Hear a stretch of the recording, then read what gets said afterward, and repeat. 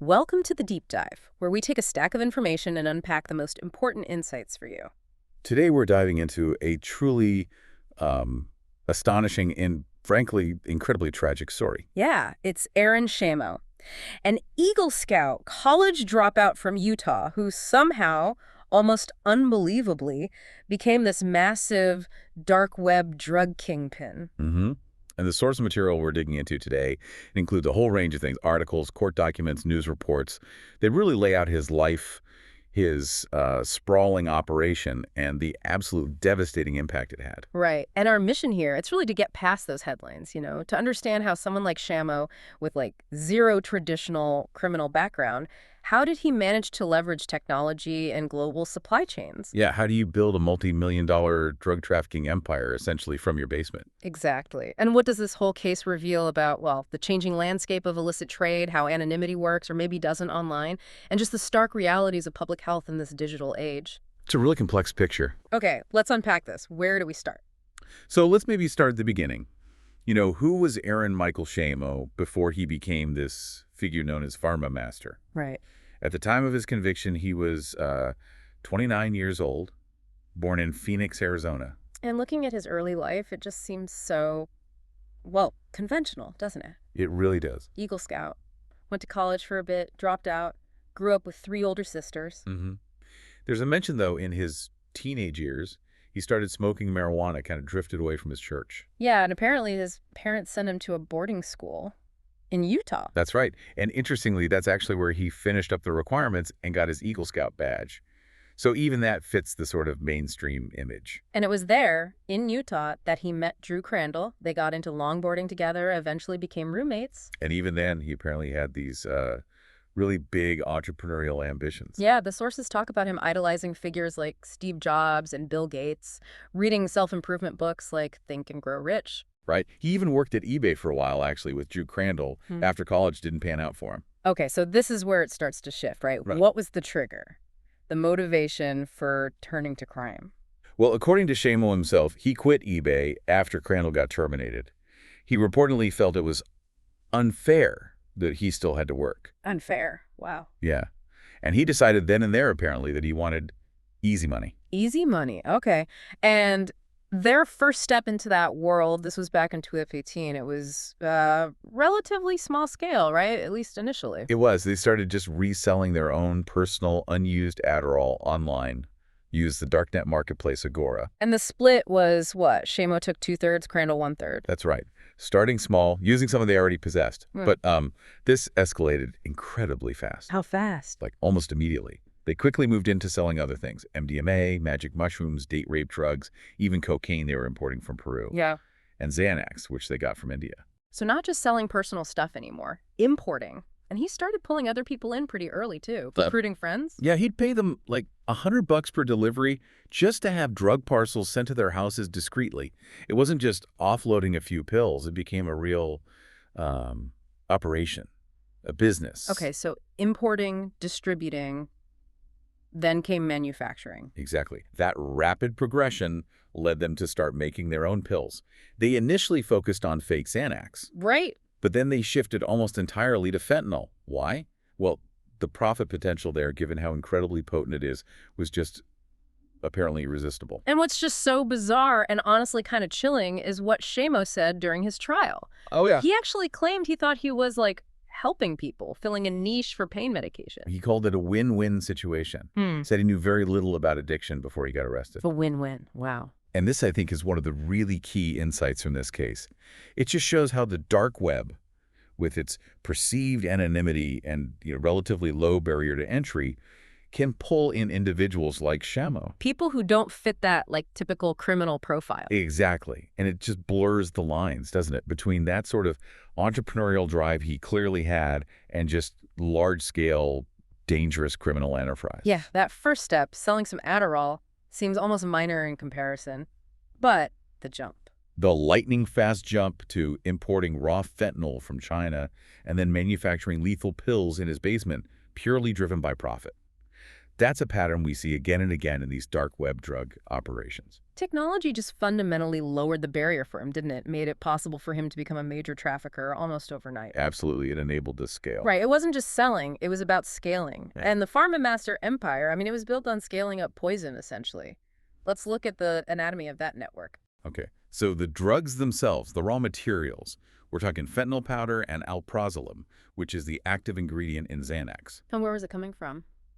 Primarily imported from China, usually sent via international mail. And we have to keep stressing, fentanyl is terrifyingly potent, up to 100 times stronger than morphine. And investigators actually found proof of this sourcing, right? Financial records. They did.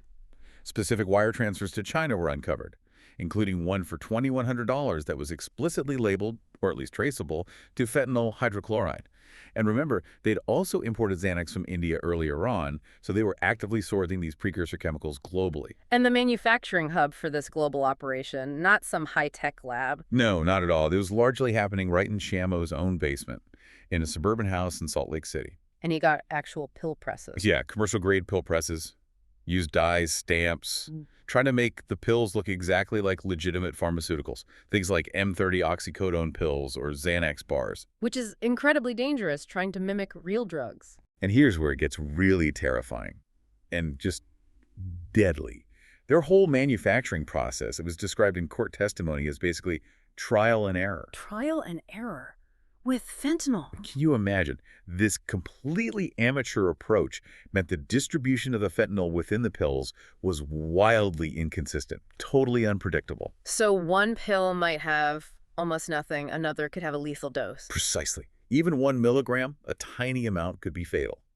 But they had no precise quality control, no way to measure or distribute it evenly pill to pill. And yet, despite this incredibly dangerous haphazard process, the scale, the sheer volume was huge. It was immense. There was testimony from co-defendants about using a vacuum cleaner to suck up spilled pills off the floor. A vacuum cleaner. Yeah, because there were just so many pills and they were produced so cheaply it wasn't even worth their time to pick them up by hand.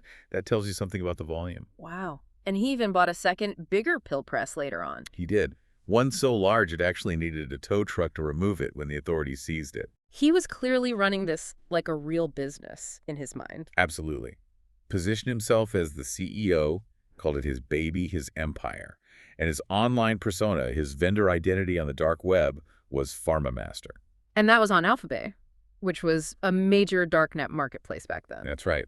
Big platform for illicit goods. And just to quickly frame that for you listening, darknet markets are basically these hidden online black markets. You need special browsers like Tor or specific configurations to even access them.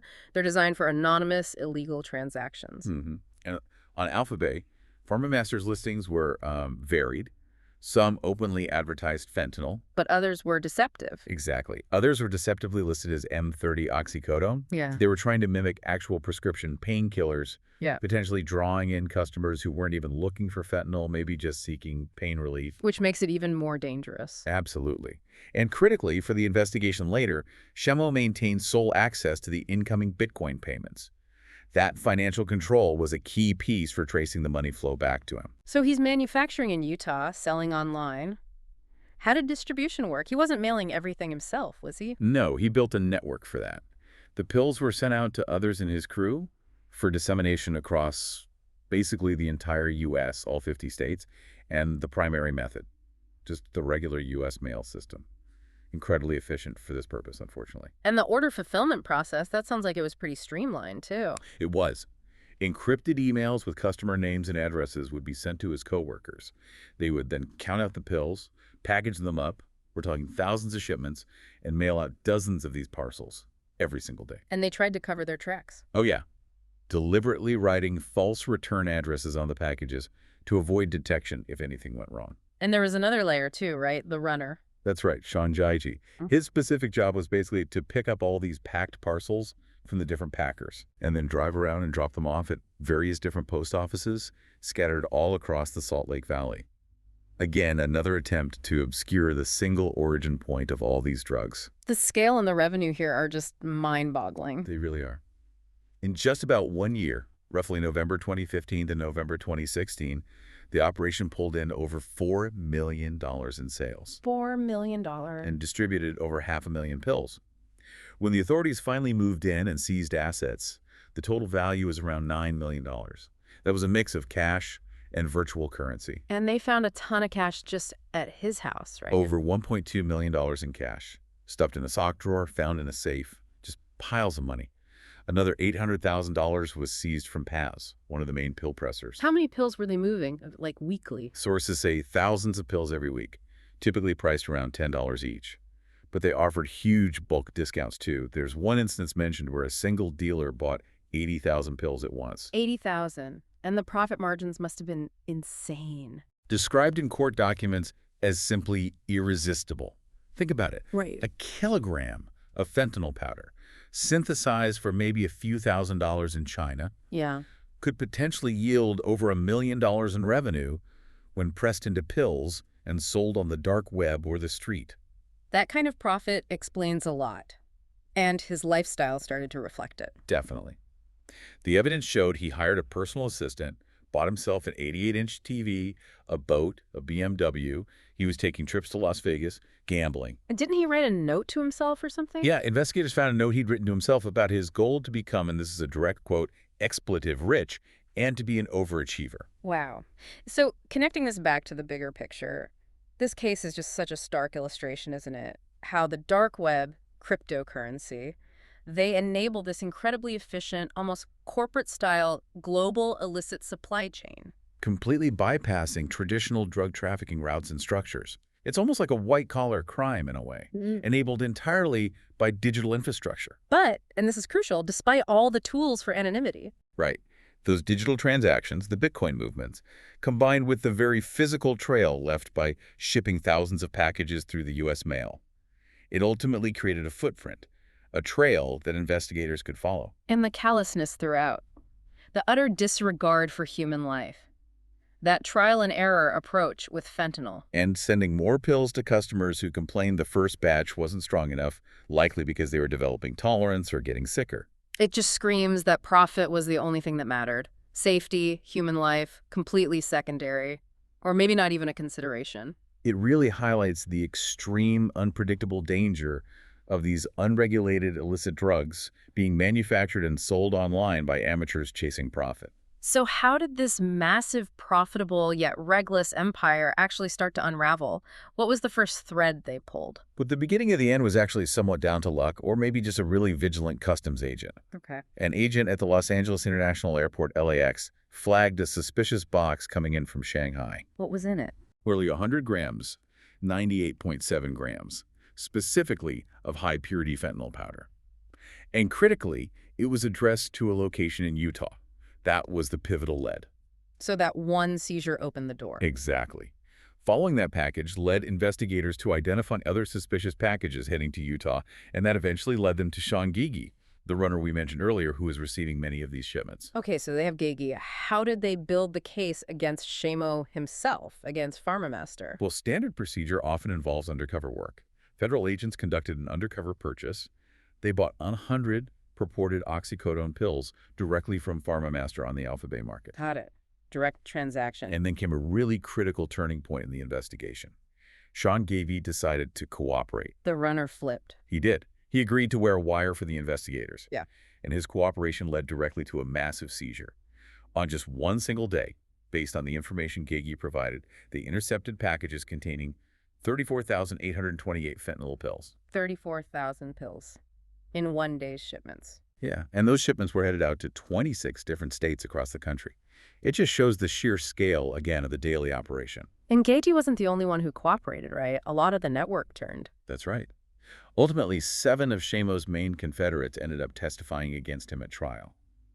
People like Drew Crandall, his initial partner, Jonathan Luke Paz, the main pill presser, Alexandria Tung and Catherine Buston, who handled logistics, Mario Noble.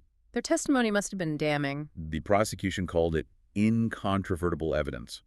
All these key co-defendants, Crandall, Tung, Buston, Paz, Noble, Gagey, plus others like Anna Noriega and Christopher Kenny, they all had plea agreements. They testified in exchange for potentially lighter sentences. So with all this information, the cooperation, the surveillance, the raids must have been next? They were. November 22, 2016. Simultaneous search warrants were executed. They hit Shamo's home in Cottonwood Heights, Utah, and also the residence shared by Tonga and Buston, where a lot of the packing happened. And what did they find at Shamo's house? Pretty much exactly what you'd expect, confirming everything. An actively running pill press, all the manufacturing materials, the dyes for stamping the pills.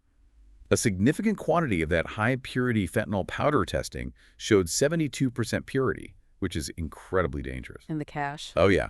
Over $1.2 million in cash just sitting there, in drawers, in a safe, and physical evidence of the manufacturing was everywhere. They even found fentanyl dust caked onto the basement walls. And at Tunge Buston's place, where the packing happened. More overwhelming evidence. Over 74,000 fentanyl pills just waiting to be shipped out. Huge amounts of shipping materials, envelopes, labels, postage, oxycodone order forms, almost $20,000 in cash. And crucially, that vacuum cleaner dustbin filled with spilled pills was found there. Just concrete proof of the scale and the almost frantic pace they were working at. So come trial time, the prosecution had a mountain of evidence. Absolutely overwhelming. You had all the physical evidence, the seized drugs, the shipping stuff, the pill presses, the mountains of cash. Plus expert testimony. Right, detailing the seizures, analyzing the drugs, explaining the potency.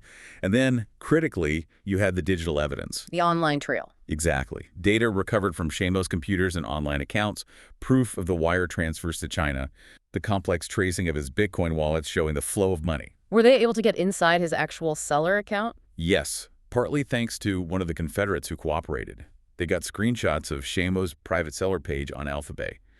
One snapshot showed 131 recent or pending transactions just at that moment. And the overall transaction data from Alphabet itself. That was huge, too. Investigators pulled data showing over 5,500 feedback observations left by customers for PharmaMaster. This data documented the sale of nearly 900,000 items, mostly pills, totaling over $2.8 million in revenue just on that one marketplace alone. It really just hammers home that point, doesn't it? Even if you're using the dark web, using crypto, trying to be anonymous. It's not foolproof, not even close sometimes. Those digital transactions, combined with the unavoidable physical element of shipping things through the mail, they leave a detailed, traceable footprint. And modern investigations absolutely rely on that blend, sophisticated cyber forensics digging through the digital world, combined with traditional policing techniques, tracking the physical evidence, and getting human sources to cooperate. Anonymity online is often just an illusion, especially when real-world actions are involved. And accountability, as we see here, was ultimately enforced because investigators could connect all those digital breadcrumbs back to Shamo and his operation in the physical world. So let's talk about the legal proceedings themselves. Aaron Shamo was indicted in Utah federal court. How many counts? 13 counts in total. It was a broad indictment covering the whole operation. Charges like engaging in a continuing criminal enterprise, the CCE charge, which is a very serious one, often used against cartel leaders. Right. Plus importing controlled substances, possessing them with intent to distribute, manufacturing drugs illegally, using the mail system to facilitate it all, and of course, money laundering offenses. And the most serious charge, the one that really carried the weight of a potential life sentence, was aiding and abetting the distribution of fentanyl that resulted in someone's death. They specifically linked it to one victim, a man named Ruslan Klayev. Okay, so the trial happened in August 2019. How did the defense approach it, given all that evidence we just talked about? Well, the evidence was so overwhelming on many fronts that his defense team actually conceded guilt on a number of the lesser counts. They had to focus their efforts strategically. Makes sense. And the prosecution strategy. They didn't hold back. They really painted Shamo as, quote, the face of the opioid epidemic, called him a pure profiteer who was knowingly exploiting people struggling with addiction. They hammered home the idea that he was the CEO, the pharma master, the one in control, making all the key decisions. And Shamo himself testified. That's often a gamble. It is. He took the stand and basically tried to downplay his role. He stuck to that narrative we heard earlier that he thought he was helping people, that it seemed like a good idea, maybe started with legitimate intentions. The win-win situation line again. Pretty much. Sources say he even cried on the stand at one point, claiming he only really understood the brutal struggle of addiction by interacting with his customers. But the prosecution would have pushed back hard on that during cross-examination, surely. Oh, absolutely. They confronted him directly with the evidence of his immense wealth. The $1.2 million cash found at his house, another $500,000 found stashed in his parents' closet. $500,000 at his parents' place. Wow. Yeah. They highlighted all the lavish spending, the cars, the boat, the Vegas trips. And they brought up that note he wrote to himself, the one about getting expletive rich, kind of undermines the just trying to help narrative. Definitely takes the shine off that defense. So, the verdict. August 9th, 2019. After hearing all the evidence, the jury came back. Guilty on 12 out of the 13 counts. 12 counts. What about the death resulting charge? On that specific count, aiding and abetting distribution resulting in death, the jury couldn't reach a unanimous decision, so no conviction on that single count. But the other 12 convictions were solid, including the big one, the CCE. And that CCE conviction had major sentencing implications, right? Huge. The sentence came down on October 15th, 2020. Judge Dale A. Kimball handed down a sentence of mandatory life in prison. Mandatory life. Why mandatory? It stemmed directly from that continuing criminal enterprise conviction. Federal law requires a mandatory life sentence for a CCE conviction if the defendant is found responsible for distributing a certain very large quantity of specific drugs. In Shamo's case, the threshold was based on fentanyl, and the evidence showed his operation distributed well over the minimum required amount, at least 12 kilograms. Okay, so the sheer scale triggered the mandatory sentence. Exactly. Prosecutors argued that the true number of victims was frankly immeasurable because so much of his product went to other dealers wholesale. Right, you lose the direct connection. But they did cite at least 90 known overdose deaths among people confirmed to be his direct customers. They argued Shamo knew the extreme dangers of fentanyl, but just kept increasing production anyway, purely for profit. And they pushed for life as a deterrent. Yeah, arguing it was necessary to send a message to other potential darknet traffickers who might think they can operate with impunity online, hidden behind anonymity. Did Shamo appeal this? Yeah. Life sentence is obviously something you fight. He did. Appealed to the 10th Circuit Court of Appeals.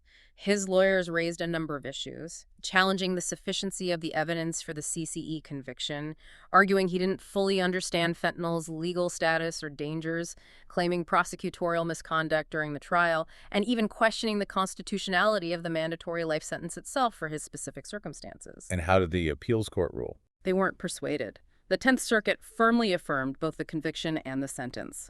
They pointed to the overwhelming evidence presented at trial and basically said the conviction was sound and the mandatory life sentence was legally required and appropriate based on established precedents for adult drug crimes of this magnitude. So the conviction and sentence stand. Has there been any other legal action since? Yes, more recently he filed what's called a habeas action, specifically a Section 22255 motion. This is a separate civil challenge to his conviction, basically arguing his imprisonment is unlawful. On what grounds? He's alleging ineffective assistance of counsel, claiming his original trial lawyers failed him by, for example, supposedly rejecting a plea bargain offer without properly consulting him and giving him false assurances that he wouldn't actually get a life sentence. That's a serious allegation against his former lawyers. It is. And an interesting side effect of making these kinds of claims is that he effectively has to waive attorney-client privilege regarding those specific communications with his lawyers. So those details might come out. So this whole legal saga, it really shows the system grappling with these new forms of crime, doesn't it? Absolutely. Applying that CCE charge, traditionally used for, leaders of hierarchical drug cartels, to a primarily digital trafficker like Shamo, that sets a really significant precedent. It shows the legal framework adapting to hold organizers of large-scale online drug operations accountable at the highest levels. In Shamo, as we've touched on, he wasn't doing this alone. He built this whole empire using a network of people. Right. And what's interesting is who was in that network. It wasn't hardened criminals, mostly. It was built largely on his personal connections, friends he knew, former co-workers from his time at eBay. It really shows how that lure of easy money, as he put it, can corrupt ordinary relationships, pull people into incredibly serious criminal activity. Definitely. And the fact that so many of them ultimately chose to cooperate with the prosecution was absolutely vital to building the case against Shamo. It just highlights how these networks, often built on trust or personal loyalty, can become really vulnerable under legal pressure. When people face serious prison time, loyalties can shift quickly. Let's maybe quickly run through some of the key players and what they did. Drew Crandall, his friend from Utah, the initial partner from the eBay days. Right. Sources describe Crandall as being kind of math-minded. He apparently helped develop the recipe for the fake Xanax pills early on when they first got a pill press. He was seen as the second in command initially, getting that 1/3 profit split. He ended up testifying for the prosecution. And his sentence? He received 54 months, so 4.5 years. Okay. And Jonathan Luke Paz. Paz was apparently a gym buddy of Shamo's. He came in later in around late 2015, essentially replacing Crandall as the main guy operating the pill presses. He's credited with developing the recipe for the fentanyl-laced fake oxycodone pills. He pressed a lot of pills, right? Almost 500,000, according to the records. Nearly 500,000 pills himself. He was paid roughly $1 per pill, apparently. He surrendered $800,000 in drug proceeds, testified against Shamo, and received a 60-month sentence, so 5 years. Then there were Alexandria Tunn and Catherine Buston, former eBay co-workers. Yes, they became absolutely central to the distribution logistics. Their job was counting out the pills, packaging thousands upon thousands of individual customer orders, and then mailing them out. They were reportedly paid around $7,000 a month for this. And they were key witnesses, too. Very key. They directly identified Shamo as the person in charge, directing everything. And remember that vacuum cleaner filled with spilled pills that was found at Tunji's house where they did a lot of the packing. They apparently even questioned Shamo about the huge orders they were seeing, like 5,000 pills at a time. Both of them cooperated fully and received 36 months each, 3 years. Okay, Sean Michael Gigby, the runner. We know he was crucial. Absolutely crucial. Picking up all those packages from Tung and Buston, driving them around to different post offices, dozens of drops daily. He also accepted some of the incoming narcotic shipments from China. His decision to cooperate and wear that wire was pivotal, leading directly to that huge 34,828 pill seizure. And his sentence reflected that cooperation. It seems so. He received 24 months or 2 years. Mario Anthony Noble, another recruit. Yeah, recruited early in 2016. He apparently tried to set up his own separate dark web store for Shamo, maybe to diversify. He also handled customer service, processing orders that came in via encrypted lists. He dealt with thousands of pills worth of orders, sentenced to 30 months. Christopher Sean Kenny, he had an interesting role. He did. He was actually Shamo's physical trainer.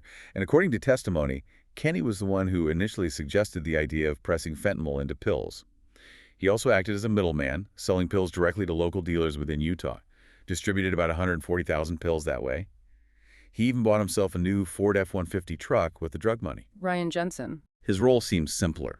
He was hired specifically just to receive those incoming fentanyl packages from China and then deliver them straight to Shamo unopened. Basically a mail drop. And Gabby Noriega, the executive assistant. Yeah, she helped with logistics, buying supplies needed for the operation. Evidence showed she knew the money she was using came from illegal drug sales. She received a sentence of 36 months probation, so no prison time. And finally, Jared Gillespie. Not part of the core crew, but a major customer. Right. Known online as Trustworthy Money, ironically. He was a dealer based in Portland, Oregon, a really significant bulk buyer. Remember that 80,000 pill order? That was likely him or someone like him. Testimony indicated he knew the pills contained fentanyl, but his downstream customers apparently did not. And he left positive reviews for PharmaMaster. Disturbingly, yes. Left positive feedback on Alphabet, boosting Shamo's reputation, even while selling potentially lethal products to unsuspecting buyers. Wow, this whole network. It just shows how crime can really weave itself into everyday relationships, and then how quickly it can unravel when the pressure mounts. Exactly. The cooperation was key to taking down the whole thing. Okay, let's shift focus now to the broader impact. Beyond the crime itself, the public health consequences here are just devastating. Absolutely devastating. Shamo's operation directly, undeniably fueled the opioid crisis. How? By manufacturing and unleashing millions of counterfeit pills laced with deadly fentanyl into the U.S. drug supply. Pills that often look exactly like legitimate medication. And the human toll is just staggering. While the court case focused on one specific death for the charge, prosecutors pointed to at least 90 known overdose deaths directly linked back to his customers. 90 known deaths. And because he was selling wholesale to other dealers too, the true number of lives lost or destroyed due to his operation is almost certainly far, far higher. Probably impossible to ever measure accurately. The sources even mentioned some specific victims, giving faces to the tragedy. A 24-year-old in Seattle, a 21-year-old down in Washington, D.C., a man named Devin Meldrum, 29 years old, a software analyst right there in Utah. Real people, real lives cut short.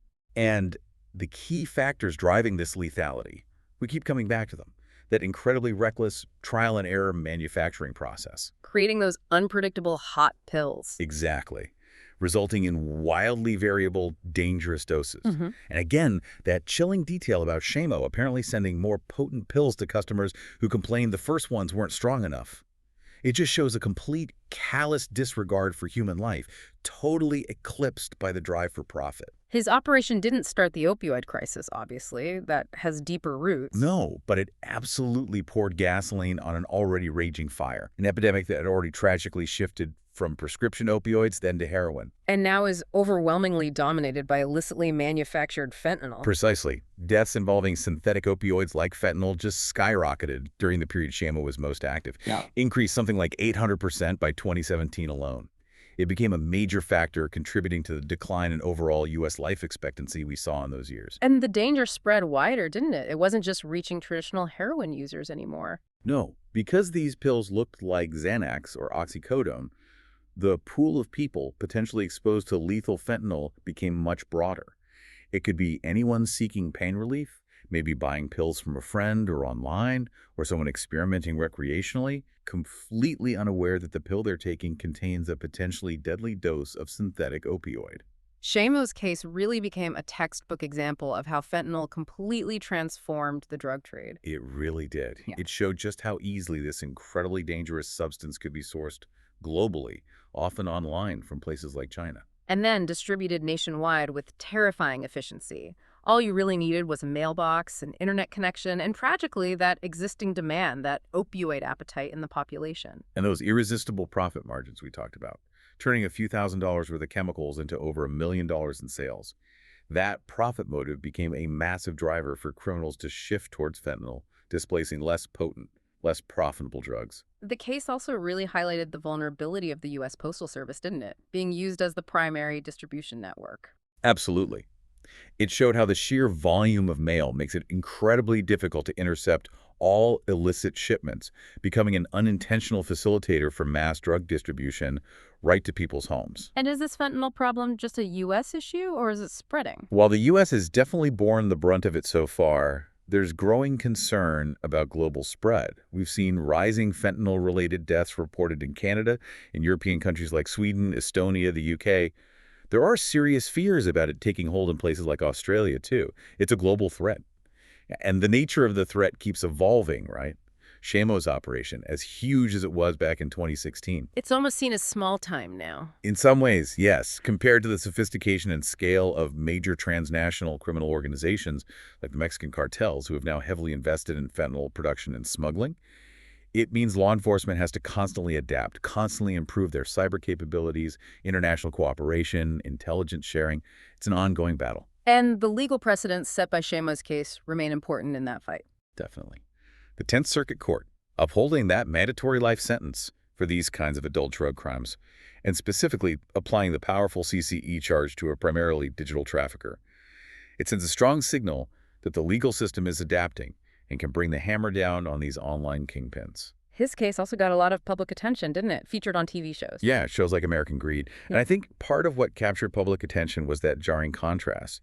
The image of him, the Eagle Scout, the seemingly ordinary college dropout from Utah, versus the reality of him being this architect of death and addiction, a dark web drug lord. It really highlighted the hidden dangers lurking beneath the surface of online anonymity and seemingly normal lives. So wrapping this all up, this deep dive into Aaron Shamo's world, it just starkly lays bare this terrifying intersection of modern technology, misplaced ambition, and truly devastating human consequences. It really underscores the unpredictable lethality of illicit synthetic drugs like fentanyl, the persistent and evolving threat posed by these online black markets, and just how easily technology, things designed for connection and commerce, can be twisted. Twisted to enable individuals, even those without traditional criminal backgrounds, to become major international drug traffickers, operating with global reach from a basement. And it shows so clearly how the global production and movement of these synthetic opioids is dramatically worsening the ongoing public health crisis. From just wanting easy money to building this multi-million-dollar empire literally built on manufacturing and distributing poison.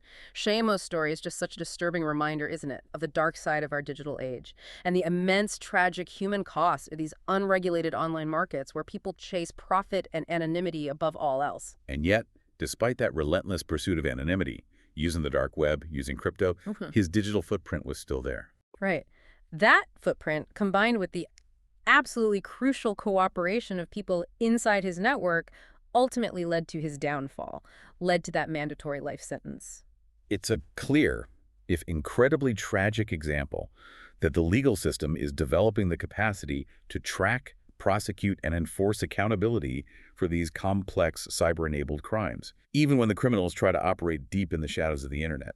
But it also highlights the challenge that just won't go away for law enforcement, for public health officials. The chilling ease with which these incredibly deadly substances can still be sourced from anywhere in the world and shipped right to people's doorsteps, often just using the regular mail.